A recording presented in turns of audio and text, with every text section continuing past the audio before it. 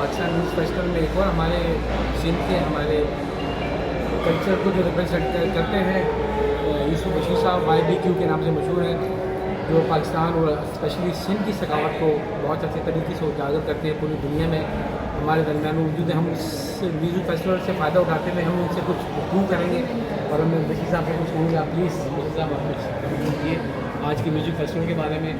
आप इससे पहले तो काफ़ी जगह परफॉर्म कर चुके हैं, इससे पहले भी आर्ट फंक्शन में आपने परफॉर्म किया है जी। और इस दफ़ा भी आपको मौका मिला है सुनने के लिए, तो प्लीज़ आप कुछ। हाँ, बहुत सी दफ़ा हमें मौका मिलता है सुनाने का, ये एक मौका मिला कि हम सुन भी लें। तो सबसे पहले तो आर्ट्स काउंसिल को बहुत मुबारकबाद और अहमद शाह साहब को और उनकी पूरी टीम को बहुत मुबारकबाद।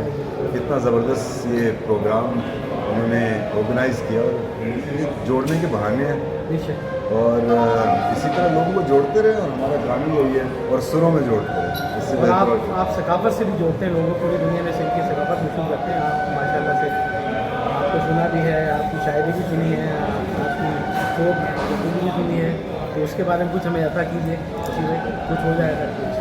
अच्छा, आप लोगों को क्या सुना है? ज़िंदगी की दौड़ में सब के सब ही मर गए। ज़िंदगी की दौड़ में सब के सब ही मर गए, जो जी लिए वो रह गए, जो रह गए वो मर गए। ये इनकी शायरी है, इंशाल्लाह हम उसको सुनेंगे भी बाकायदा। आपका शुक्रिया, बहुत बहुत शुक्रिया, थैंक यू। बहुत बहुत शुक्रिया।